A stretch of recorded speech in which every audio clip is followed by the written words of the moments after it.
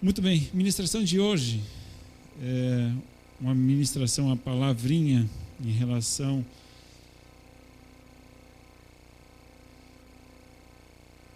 eu coloquei um tema da ministração hoje, vítimas das circunstâncias. Bonito esse nome, né? Vítimas das circunstâncias. Todos nós, de algum momento, em alguma ocasião, alguma oportunidade, nós fomos vítimas de alguma circunstância. Inclusive, hoje fui uma vítima de uma circunstância. Misericórdia, que era aquilo, né? Andando na rua normal, né? Uma rua estrada de chão, cheia de curvas. Não é que me topa um motoqueiro andando para frente, olhando para trás? Adivinha aqui que deu? Vítima da circunstância, né? Tipo, eu andando, né? Rua cheia de curvas, né? Curupá, né? Aquela serrinha lá. E no meio de curva, cá, tal, depois de uma curva, eu olhei assim, o motoqueiro veio da curva assim, ó. Aí eu tinha duas opções, né? Ou atropelo os ciclistas que estavam para o lado direito, vou reto, pego o motoqueiro, ou vou para a esquerda e tento escapar. Fui para a esquerda, né? Para não pegar o ciclista, para não pegar o motoqueiro, fui para a esquerda, que é errado. Não façam isso. Mas eu tinha que fazer. Se eu não tivesse feito, pegar o motoqueiro de frente. Circunstâncias. Né? É coisa incrível. Eu tinha errado o caminho. Se eu não tivesse errado o caminho, tipo, cronologicamente, eu não estaria no local do acidente naquele momento, eu já estaria no lugar onde eu era para estar, no destino. Circunstâncias. Né? Ninguém escolhe algumas coisas que acontecem. Ninguém escolhe algumas coisas. Mas elas acontecem. Infelizmente, elas acontecem. E justamente por isso que eu gostaria de conversar um pouco sobre nós hoje com esse tema, vítimas das circunstâncias. E na Bíblia está cheio de vítimas de circunstâncias desastrosas, infelizes, até vítimas de maldade de pessoas alheias, né? Maldade mesmo. Que falar de José que foi vendido pelos próprios irmãos. Que maldade foi essa, né? Se a gente pode ver lá em Gênesis, capítulo 37, se a tua família abençoada que não te venderam ainda, glória a Deus, glorifica a Deus, viu? Tem família pior, que ganham dinheiro nas custas dos outros, né? Então, venderam o nosso amigo José, os próprios irmãos venderam o nosso amigo José, capítulo 37, versículo 24 e 28. E tomando, lançaram-no na cisterna. Ora, a cisterna estava vazia, não havia água nela. Quando se assentaram para comer, levantaram os olhos e viram uma caravana de ismaelitas, que vinham de Gileade. Nos seus camelos traziam especiarias, bálsamo e mirra, que levavam para o Egito. Então Judá disse aos seus irmãos: que proveito teremos em matar a nosso irmão e encobrir o seu sangue? Vinde, vendamo-lo, e assim aos ismaelitas, né? E aí não seja nossa mão sobre ele, pois é nosso irmão, nossa carne. E seus irmãos concordaram. O que adianta a gente pegar, matar nosso irmão? Vão ganhar dinheiro com ele, né? Vende ele, pronto, a gente ainda ganha uma grana em cima dele. Circunstâncias desastrosas. O que José fez para merecer isso? Né? Com certeza, nessa história, se você for verificar, ele não fez nada para merecer ser vendido pelos irmãos. Anos depois, capítulo 39 agora, a gente vai ver José. Eu não vou ler todos esses textos, porque até tinha tudo bem bonitinho, organizadinho aqui, mas se você quiser verificar, né? Na casa de Potifar, ele, pela fidelidade né, a mulher dava em cima dele, o que ele fez? Fugiu, deu no pé. Mas mentiras foram levantadas e ele foi para a prisão. A coisa mais injusta desse mundo aconteceu com esse cara. Foi para a prisão. Aí na prisão ele ajuda dois companheiros dele. E o que acontece? Ele diz: olha, lembra de mim quando vocês saírem, por favor. Ajudou eles, né? Que na verdade ajudou eles não, ajudou né? Porque o outro ia morrer mesmo. Ele falou para o cara que ia viver: ó, lembra de mim, tá? O outro não precisa nem lembrar, né? Porque vai morrer mesmo. Então não ajudava muita coisa. Mas para aquele que ia ficar vivo, ele falava: se lembra de mim, né? Quando você estiver lá com o rei lá, aqui, ó. E o que acontece? Esquecem dele. Esquece. Simplesmente esqueceram ele na prisão e ele continuou lá. Anos. Injustiça, mais injustiça, mais injustiça, mais injustiça. Mas Deus não deixa passar. Deus vê tudo. E aí, anos depois, algo acontece. Mas, em primeiro lugar, eu gostaria de destacar aqui as injustiças que o José sofreu. Ele sofreu várias injustiças. Várias. Gideão.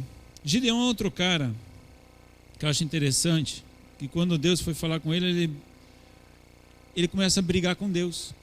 Não sei se já teve essa experiência. Eu já tive algumas vezes. Não é uma boa ideia você brigar com Deus. Tá? Não é uma boa ideia. Geralmente ele ganha. Gideão, capítulo 6 de Juízes, você vai ver essa história. Capítulo 6, versículos 3 a 6. Gideão, ele está no lagar malhando trigo. Lagar é o lugar que eles pisam uvas, né, para colher, para fazer vinho, tirar o suco da uva. Esse é o lagar. Então ele estava no lugar onde se manipula as uvas, e o que ele estava fazendo? Ele estava colhendo trigo lá dentro, escondido dos midianitas, porque os midianitas tinham invadido o território de Israel, né, e eles estavam arrasando a terra. Estavam roubando as colheitas, estavam roubando o gado, estavam acabando com o território de Israel. Estavam colhendo o que era dos outros, estavam saqueando. Passava de cidade em cidade, saqueando tudo. E Gideão está escondido para ele, pelo menos, ficar com um pouquinho de trigo, né? Ele vai lá no lagar, que é para uva, pensou assim, o pessoal vai ver que agora na época de colher uva, né? Então eu estou lá no meio do negócio de uva, lá, colhendo meu trigo, ninguém vai me incomodar. Escondido. Foragido. E o que acontece? Versículo 11 a 13 é a conversa de Gideão com o anjo. O anjo do Senhor veio e assentou-se debaixo do carvalho que está em Ofra, que pertencia a Joás, a Bisrita, onde Gideão, seu filho, estava malhando trigo no lagar para esconder dos midianitas. Quando o anjo do Senhor apareceu a Gideão, lhe disse: o Senhor é contigo, homem valente. O anjo chegou dando moral para Gideão, né? Imagina, o anjo chegou dando moral para Gideão: homem valente, Deus é contigo, tu é o cara. O que você ia fazer? Pô, o anjo dando moral para você, o que você ia fazer? Pô, eu sou cara. Não é isso? Pô, o próprio anjo está falando contigo. Eu ia aproveitar. Sério? Estou com a moral boa lá em cima, então? Pô, beleza. O que faz Gideão? Gideão não faz isso, não. O que ele faz? Versículo 13. Gideão lhe respondeu: ai, Senhor meu, se o Senhor é conosco, por que tudo isso nos sobreveio? E que é feito de todas as suas maravilhas que nossos pais nos contaram, dizendo: não nos fez o Senhor subir do Egito? Porém agora o Senhor nos desamparou e nos entregou nas mãos dos midianitas. Ele largou um sermão para o anjo. Acho que o anjo ficou... Como assim? Como assim o Senhor é contigo? Como assim o Senhor é comigo? Eu estou escondendo aqui. De onde é que veio esse anjo? O anjo, você está vindo de onde? Está cheio de midianitas aí querendo atacar a gente. Você disse que o Senhor é conosco? Como assim? De onde é que você veio que você não viu o pessoal roubando as nossas coisas? Aí os nossos pais ficam falando: lá no Egito Deus fazia grandes coisas. Porque Deus faz grandes coisas. Cadê as grandes coisas? Deus abandonou a gente Deus está longe. Você diz que Deus é conosco. Como assim Deus é conosco? Deus esqueceu a gente. Gideão mandou um sermão para o anjo. Pensa numa ousadia do Gideão, hein? Misericórdia. Jó era outro homem. Pensa num homem tribulado. Jó capítulo 23. Jó, no meio da angústia dele, né? Ele tinha tudo, era rico, cara rico, abençoado por Deus, um homem de Deus, né? Um homem reto, o próprio Deus dá testemunho dele. Já viu um negócio desses? Deus dá testemunho, ele fala para o diabo: você viu meu servo Jó, homem reto? Próprio Deus dá testemunho de Jó. Pensa um homem que tinha crédito lá em cima. Pensa um cara que, olha, seu próprio Deus dá testemunho dele, é porque ele tinha uma vida reta, creio eu. Então o próprio testemunho de Deus já era bom a respeito de Jó, mas sofreu, perdeu tudo o que tinha, os filhos morreram, o gado foi, a plantação foi, tudo que tinha foi, só ficou a esposa dele, né? Não foi a esposa ficou, que quase podia ter ido também, né? Então não ajudava muito. Mas beleza, o que acontece com Jó? Chegou no meio da lamúria dele, ele estava tão angustiado. A mulher dele falou assim: amaldiçoa Deus e morre. Conselho né? Firmeza. No meio dessa situação toda, Jó começa a bater boca com Deus. Capítulo 23, versículos 1 a 4. Veja só o que Jó fala para Deus. Porque o Todo-Poderoso não designa tempos para juízo? Porque os que conhecem procuram tais dias em vão? Aos que removem... Não, o que estou lendo aqui? 23, eu estava no 24. Então Jó respondeu, falou com Deus: ainda hoje a minha queixa está em amargura, e peso da mão dele é maior do que o meu gemido. Se eu soubesse onde encontrá-lo, então me chegaria ao seu tribunal, exporia ante ele a minha causa, e encheria minha boca de argumentos. Saberia as palavras com que ele me responderia e entenderia o que me dissesse. Ele diz assim: se eu soubesse onde é que Deus está. Se eu soubesse onde é que Deus está, eu ia chegar no tribunal diante dele e eu ia falar com ele. Não sei se já passou por uma situação parecida, né? Porque você ora, e parece que, né, a oração só vai para o teto e bate, né? Não passa do teto. Mas se eu soubesse onde é que estaria Deus, mas eu ia falar com ele. Mas eu ia mostrar para ele o que, né? Jó, nesse lamento, ele continua lá no versículo, deixa eu ver onde é que é. No capítulo 29, versículo 12 em diante. Olha só o que Jó fala para Deus. Porque eu livrava os pobres que clamavam, e o órfão que não tinha quem o socorresse. A bênção do que ia perecendo vinha sobre mim, e fazia rejubilar-se o coração da viúva. Cobria-me de retidão, e ela me servia de veste. Com manto e diadema era a minha justiça. E por aí vai, se você for verificar, né? Eu era o olho do cego e os pés do coxo. Eu ajudei as pessoas, eu ajudei a órfão, eu ajudei a viúva, eu ajudei o coxo, eu ajudei o cego, eu fiz tanta coisa, eu não merecia estar nesse negócio. Se Deus me ouvisse, eu ia falar para ele o que está acontecendo. Jó, cheio de argumento. Isso é injusto. É injusto o que está acontecendo comigo. Eu exijo os meus direitos. Fui um homem reto e agora essa desgraça toda acontece comigo.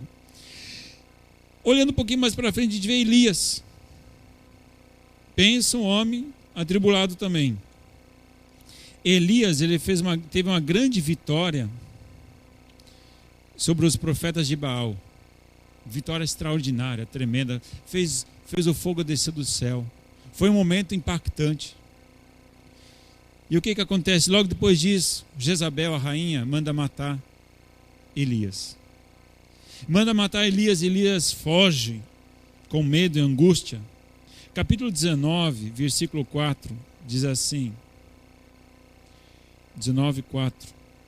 Ele mesmo, porém, foi ao deserto, caminho de um dia, chegou, assentou-se debaixo de um zimbro e pediu para si a morte, dizendo: já basta, ó Senhor, toma agora minha vida, pois não sou melhor do que meus pais. Diz: olha, já deu para mim, já deu, pode me levar, porque eu já cumpri meu propósito, eu acho, porque já deu. Estão querendo me matar, olha, para mim já acabou. Versículo 9, diz assim: ali entrou numa caverna, aí ele caminhou, né? O anjo deu pão para ele, pão e água. Eu não sei o que tinha esse pão. Se você for verificar, esse pão aqui não é normal, né? Ele come do pão e passa 40 dias na boa, sem se alimentar de novo. Ele come esse pão 2 vezes, o anjo chega com pão, ele come, toma água, aí ele dorme. Aí o anjo chega lá com pão de novo, ele come do pão, toma água e dorme, né? Se eu soubesse que pão era esse, que ficava 40 dias sem comer, eu pedia para ele passar lá em casa, né? Porque aí se alimentava os meus filhos, eles ficavam 40 dias sem comer, né? Porque o que vai de pão, misericórdia. Esse pão aqui, não sei que pão que é, né? Mas ele alimentou durante 40 dias e não precisou mais comer, né? Pensa, um pão abençoado. O que aconteceu? Ele caminhou 40 dias e aí chegou, versículo 9, ali entrou numa caverna onde passou a noite. Ele veio a palavra do Senhor dizendo: que fazes aqui, Elias? Ele caminhou 40 dias, entra numa caverna para se esconder, e aí dentro da caverna, quando ele está lá querendo morrer, Deus chega e diz assim para ele: Elias, o que você está fazendo aqui? Para que perguntar, né? Para que perguntar? Nada, né? O que você está fazendo na caverna? Não, estou aqui, né? Versículo 10. Respondeu ele: tenho sido muito zeloso pelo Senhor Deus dos exércitos. Os filhos de Israel deixaram a tua aliança, derrubaram os teus altares e mataram os seus profetas à espada. Só eu fiquei, e agora estão tentando matar-me também. Deus, você quer saber por que eu estou aqui? Eu estou na pior porque sabe o que eu fiz, Deus? Eu te obedeci. Esse foi o meu problema. O meu problema foi te obedecer, porque você me mandou matar lá os profetas de Baal. Aí a rainha está querendo me matar agora. Já morreram todos, agora só sobrou eu. Eu sou o cara, sou o último homem que teme a Deus dessa terra aqui, que só desgraça. Versículo 13. Ouvindo a voz de Deus, né, Elias envolveu o rosto na capa, saindo, pôs-se à entrada da caverna. Então lhe veio uma voz que dizia: que fazes aqui, Elias? Aí Deus tem a coragem de perguntar pela segunda vez: o que você está fazendo aqui, Elias? A resposta de Elias qual é? A mesma anterior. Matar os profetas de Deus e não sei o que e tal, sobrou só eu, estão querendo me matar também. Só sobrou eu. Vítimas das circunstâncias. Nem vou falar de Moisés, que quando Deus chama ele, né, ele está lá no meio, está cuidando das ovelhas. Deus chama ele: ó, vai tirar meu povo do Egito. Não vou não. Vai, Moisés. Não sei nem falar direito. Vai, Moisés. Não posso, não dá. Não. Vai, Moisés. Cheio de argumento. Muitas vezes na nossa vida a gente está que nem esses homens. A gente colhe o que não semeou. A gente semeia uma coisa e colhe outra. Circunstâncias difíceis. Todos eles não tinham nada a ver com essa situação. Deus chama esses homens para fazer a vontade deles, eles obedecem, e obedecendo a vontade de Deus, eles se dão mal.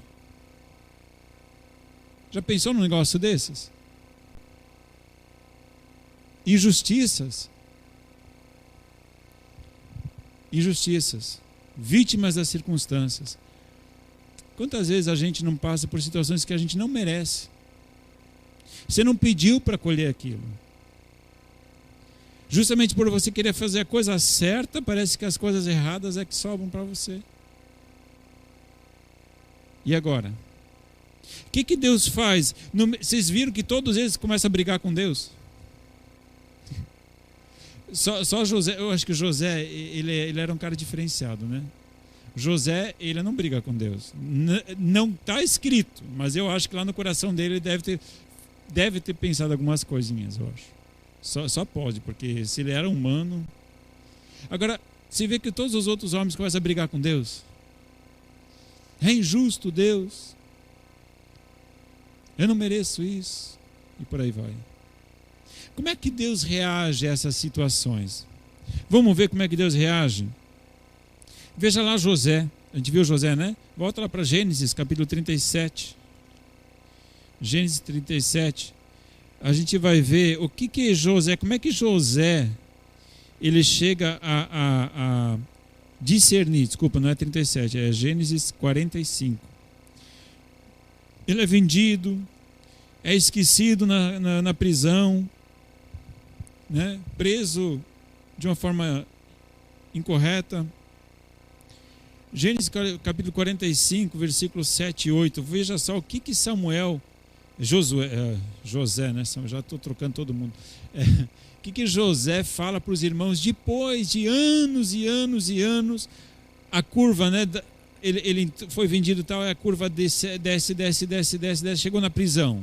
Daqui a pouco ele vai, sobe. E o que José fala no final?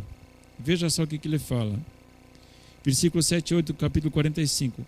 Porque Deus me enviou diante de vós, a fim de conservar vossa sucessão na terra, e para guardar-vos em vida por grande livramento. Assim não fostes vós que me enviaste para cá, senão Deus que me tem posto por pai de Faraó, e por senhor de toda a sua casa, e como governador em toda a terra do Egito. O que José fala? Não foram vocês que me venderam. Foi Deus. Deus permitiu usar a desgraça que vocês fizeram de me vender para o Egito e eu ir para a prisão, da prisão eu sou esquecido. Mas Deus me levou a um lugar. Me adiantou, me trouxe para cá para eu salvar a vida de vocês. Então José ele olha para trás e começa a ver todo o processo que ele passou. Daquela injustiça toda que ele sofreu. No final ele diz, era Deus o tempo inteiro. Era Deus o tempo inteiro. Vamos ver o que Deus fala para Gideão. Juízes, capítulo 6. Gideão que estava cheio de razão, né? Você disse que ele está conosco, não está nada. Esqueceu da gente. Então aí esses povos dominando sobre a gente. Juízes capítulo 6. Depois de Gideão dar aquela resposta para o anjo, né? O anjo chega cheio de moral. Gideão já corta o barato dele. E o que o anjo fala para ele depois? Veja só lá, Juízes capítulo 6, versículo 14. O Senhor olhou para ele, né, o anjo, e disse, vai nessa tua força e livra Israel das mãos dos midianitas. Não te enviei eu? Respondeu Gideão, ai Senhor meu, com que livrarei a Israel? A minha família é a mais pobre em Manassés, eu menor na casa de meu pai. Tornou-lhe o Senhor, eu hei de ser contigo, e tu ferirás os midianitas como a um só homem. O anjo não se intimidou. Gideão desbravejou, falou, a gente está esquecido e tal, vocês também não... O céu acho que esqueceu da gente e tal. O anjo diz, ei, é contigo o negócio. É contigo, vai você, livra Israel. Eu estou contando contigo. Aí o discurso mudou, você percebeu? Né? Ele até fala, ai Senhor, ai. O anjo diz, é contigo que eu quero tratar mesmo. É contigo, eu não errei não, é contigo mesmo. Ele diz, mas eu sou de Manassés, a menor tribo.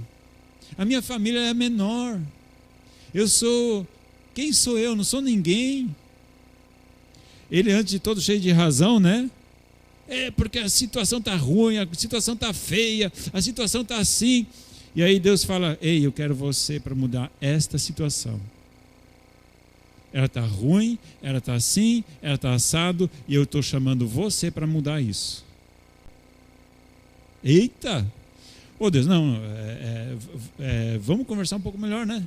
Senta aí, senta, né? A gente tem tempo, vamos conversar, né? Não é assim que a gente faz?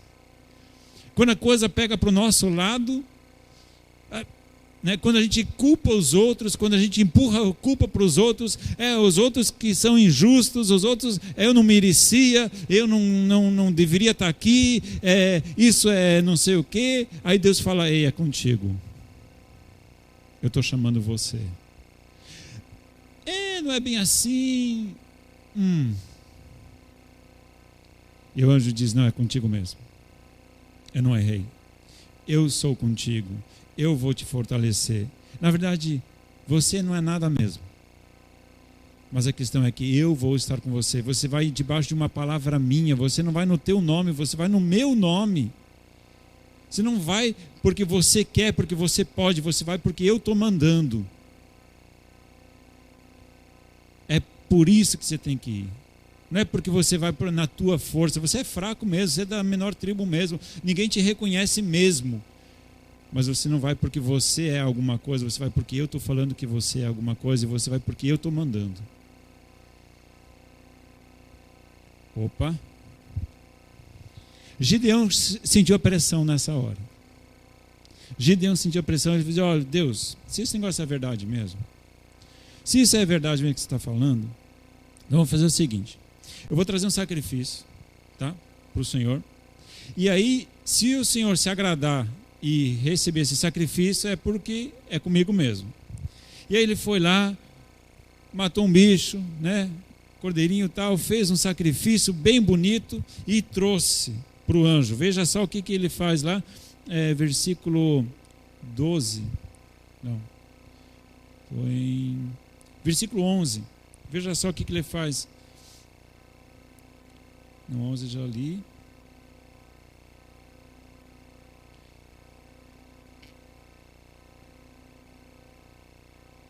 Versículo 19. Entrou Gideão, preparou um cabrito e bolos asmos de um efa de farinha, pondo a carne num cesto e o caldo numa panela, trouxe tudo debaixo de um carvalho e o apresentou ao anjo de Deus. Então, ele fez tudo bonitinho. Falou, olha, trouxe um sacrifício, coloquei aqui debaixo do carvalho, debaixo da árvore. Sabe por que debaixo de uma árvore? Vocês perceberam que várias coisas acontecem debaixo da árvore. Mas essa questão do sacrifício debaixo da árvore, especificamente, vários sacrifícios eles eram feitos debaixo de árvores, porque as árvores eram sagradas. Haviam bosques sagrados, haviam bosques consagrados. E ele trouxe o sacrifício debaixo do carvalho, que era usual. Dentro dos povos pagãos, isso era natural. Só que o anjo diz, olha, não é desse jeito não. Veja só lá no versículo 20. Porém o anjo de Deus lhe disse, toma a carne e os bolos asmos e põe-nos sobre a rocha e derrama-lhes por cima o caldo. E assim o fez. Estendeu o anjo do Senhor a ponta do cajado que estava na sua mão e tocou na carne e os bolos asmos. Então subiu o fogo da rocha e consumiu a carne e os bolos e por aí vai. O que acontece, amados? Que lição é essa? Às vezes a gente quer agradar a Deus do nosso jeito.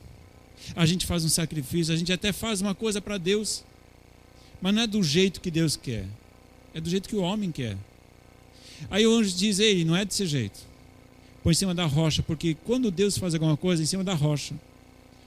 O altar que era construído era de pedras, rocha, não era em árvores. Então ele corrige Gideão nesse sentido. Às vezes você e eu, a gente quer fazer uma coisa para Deus, agradar a Deus, e faz do nosso jeito. E Deus diz, não é desse jeito. Gideão nesse momento já tinha que aprender a depender de Deus. É do meu jeito. Se quer ver o fogo vir, se quer ver o fogo de Deus vir sobre a sua vida, então faz do jeito de Deus. Não faz do seu jeito. Faz do jeito da rocha. Então Gideão foi... E, claro, foi convencido pelo anjo. Quando a gente vai ver Jó, né, Jó nas suas lamúrias, veja agora Jó, capítulo 38, o que Deus fala para Jó, já que Jó estava com tanta razão naquilo que estava falando, né? Jó capítulo 38, versículo 1 em diante. Só vou ver o versículo 2. Quem é este que escurece o meu conselho com palavras sem conhecimento? Quem é você? Versículo 3. Agora cinge os teus lombos, como homem, perguntar-te-ei, e tu me responderás. Onde estavas tu quando eu lançava os fundamentos da terra? Dize-me, se tens inteligência. Quem lhe pôs as medidas, se é que o sabes? Ou quem estendeu sobre ela o cordel, sobre o que estão fundadas as suas bases? Ou quem assentou a sua pedra de esquina? E por aí vai. Ele falou, Jó, já que você sabe tanta coisa, Jó, já que você fala que você é o cara, então vem cá, me ensina, por favor, eu esqueci, eu tenho uma memória meio fraca. Como é que eu fiz a terra mesmo? Como é que eu delimitei os mares? Me explica aí, por favor. Jó, já que você é o cara que sabe das coisas, então vem cá, me explica aqui, por favor. Como é que eu coloquei as estrelas no céu? E elas não, né? Está tudo tão organizado. Me explica, por favor. Deus pede explicação de Jó. Jó, me fala aí, por favor, já que você é o cara que sabe das coisas, como é que funciona aí todo o sistema solar e essas coisas aí? Como é que funciona? Você percebe que Deus não se intimida? Todos eles, né? Gideão esbravejou, chegou na hora, ficou mansinho. Jó esbravejou, chegou na hora, ficou mansinho. Amado, aquilo que eu falei, gente, quer brigar com Deus não é uma boa ideia. Elias, então. Nosso querido amigo Elias, 1 Reis, capítulo 19. Elias, que também estava brigando com Deus. Estou aqui na caverna, estão pilhando nossa terra, só sobrou eu, só eu. Todo mundo já foi morto já. Só eu estou aqui. Lamúria. E aí chega Deus, capítulo 19, lá ele diz, olha, vem cá, já que você está tão dodói, faz o seguinte, levanta agora, sai da caverna, agora você vai voltar todo o caminho, você andou 40 dias, você vai voltar agora, caminhando, quando você voltar, você vai fazer isso aqui, você vai fazer aquele outro, você vai fazer assim, assim, assado, tá? Levanta Eliseu como cara que vai continuar o teu ministério, tá? Faz assim, faz assado, faz assado. Entendeu? E só vou te dar uma palavrinha ainda. Veja só o que Deus ainda fala no versículo 18 de 1 Reis capítulo 19. Ele diz assim, também conservei em Israel 7.000, todos os joelhos que não se dobraram a Baal e toda a boca que não o beijou. Já que se diz que você é o único, só para você saber, tá, Elias? Ainda tem mais 7.000. Você acha que você é o cara, né? Você acha que é o único? Tem mais 7.000 aqui que eu guardei. Eu guardei para mim esses caras. Sabe o que Elias fez depois disso? Obedeceu. Voltou caminhando todo o processo de 40 dias, né? Voltou caminhando, fez tudo certinho. Vítimas das circunstâncias. A Bíblia está cheia de exemplos de pessoas injustiçadas. A Bíblia está cheia. Eu poderia usar outros exemplos, escolhi esses, para mostrar o quão nós somos seres humanos, falhos,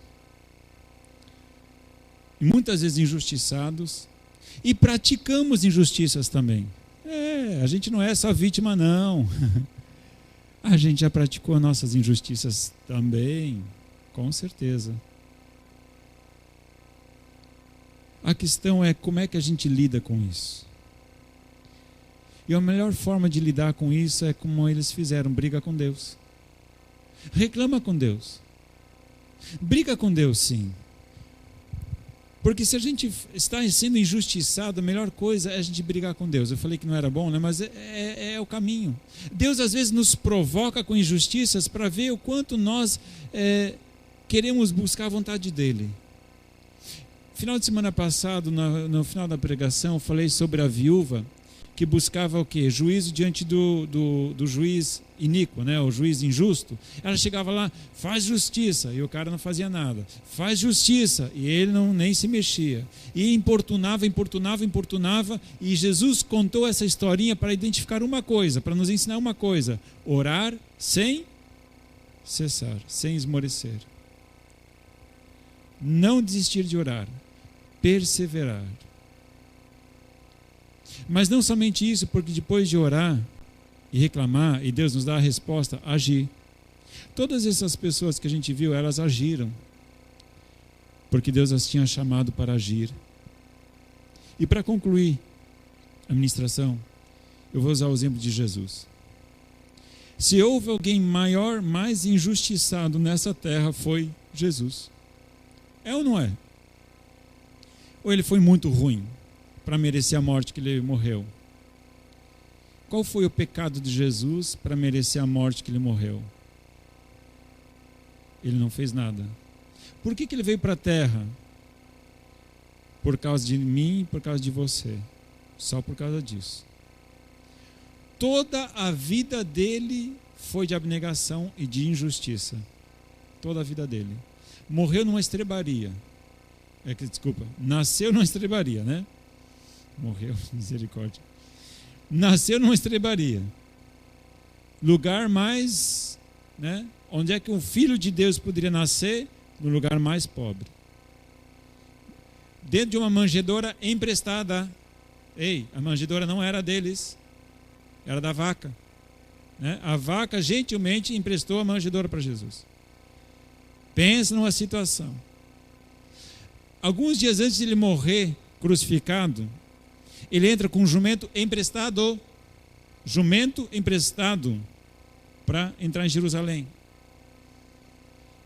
Eu não sei de onde é que a teologia da prosperidade consegue tirar coisas que eu não sei. Na minha Bíblia eu não consigo achar. O que Jesus tinha era emprestado. Tá, ele tinha uma túnica, né? Sem costura, um negócio, né? Meio chique e tal. O que adianta, né? Tinha essa túnica e morreu pendurado numa cruz, né? Nem usufruiu ela até o fim. Amados, foi mais injustiçado de todos. Foi Jesus.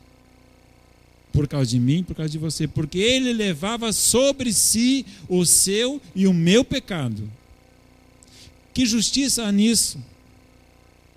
O que ele fez para carregar o meu pecado? Ele não fez nada. Ele era inocente. E ele disse: eu vou tomar o teu pecado sobre mim. Eu vou fazer isso por você, porque eu amo você. Sabe aquele pecado? Sabe aquela culpa que você carrega?